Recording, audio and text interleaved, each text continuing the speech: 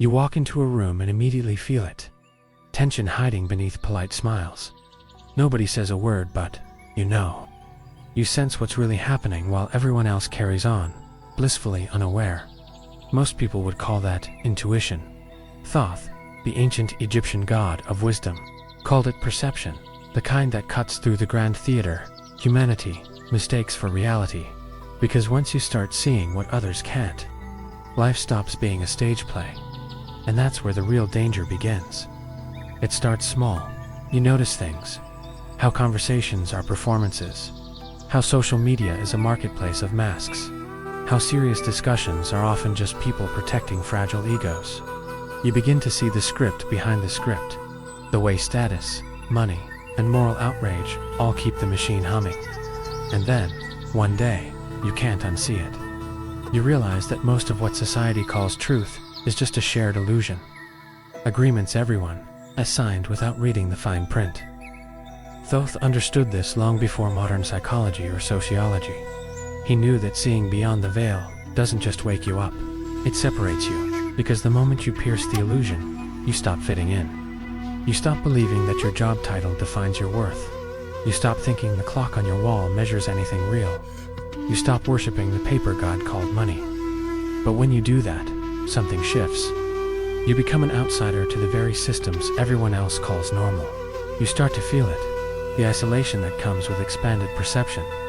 And Thoth warned, seeing clearly is not enlightenment's reward, it's its first test. Look around you right now, your room, your phone, the walls, the city outside.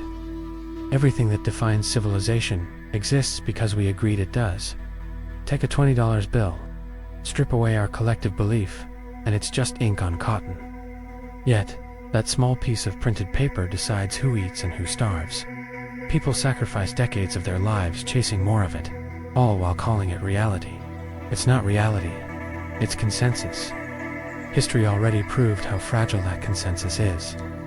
Germany in the 1920s, one day their currency could buy bread. The next, it took a wheelbarrow full. Same paper, same ink. The only thing that vanished was belief. Time works the same way. We wake up to alarms, rush to 9 a.m. Meetings, eat at noon, feel guilty for being late, all for a system no star or galaxy recognizes. The universe doesn't care about your calendar. It operates on cycles, birth, decay, renewal, while humans worship minutes and deadlines. We built clocks, and then became slaves to them and nations. They're perhaps the boldest illusion of all. Draw an invisible line on a map, call it a border. Suddenly, people are willing to die defending it. The soil is the same, the air is the same, but the story is different. Every part of modern life runs on invisible agreements: money, time, power, borders, even morality. The structure holds together only because no one questions it too much. But when you start seeing through it, something terrifying happens. You realize that nothing, not your career, not your title, not your status, has inherent meaning. It only means what people agree it means. And once you see that, you can never go back. Imagine watching children playing Monopoly. At first, it's cute, the fake money, the mock drama. Then it turns emotional. Accusations of cheating, shouting, tears. As an adult, you know it's cardboard and plastic, but to them, it's everything. Now imagine you tell them, relax, it's just a game. They won't thank you, they'll hate you for it. That's what awakening feels like. Once you see that adults are playing a grander version of Monopoly, with jobs, nations, politics, and belief systems, you start to laugh, until you realize nobody else is laughing. You see through the illusion, but others see you as the problem. This is why truth-tellers are rarely celebrated when alive. Galileo wasn't punished for being wrong. He was punished for being right too soon. Socrates didn't die because he lied. He died because he asked questions that shattered Athenian comfort. People don't fear new truths. They fear losing the stories that hold their world together. That's why whistleblowers get exiled, prophets get crucified, and visionaries die misunderstood. It's not their message, it's the mirror they hold up, Thoth warned. Those who awaken first will be called mad, until the world catches up. And that loneliness, that weight of seeing what others dante can drive people to despair. Because clarity is not comfort, it's confrontation with everything false. But he also said this: endure the solitude, for it is the desert before the garden.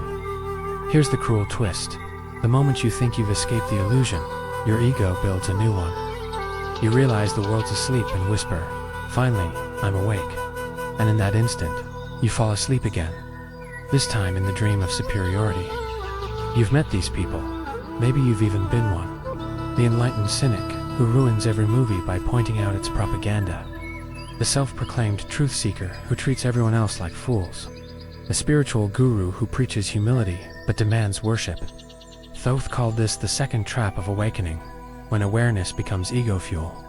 The enlightened begin to look down instead of look within. Real wisdom doesn't inflate you. It dissolves you. The deeper you see into reality, the less you need to be special, because awakening isn't about being better. It's about being more human. The genuinely wise become softer, not harsher, more compassionate, not more distant. They understand that everyone's doing their best with the awareness they have. That friend obsessed with status, that's just survival programming. The one lost in toxic love, that's learned pain trying to heal itself. Awakening isn't the end of empathy, it's the beginning of it. The moment you believe you're more awake than others, you've fallen asleep in pride's embrace. Real vision humbles you, because the more you understand, the more you realize how little you actually know. Thoth's greatest secret wasn't about escaping the illusion. It was about dancing within it.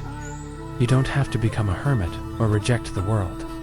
You just stop mistaking the costume for the actor.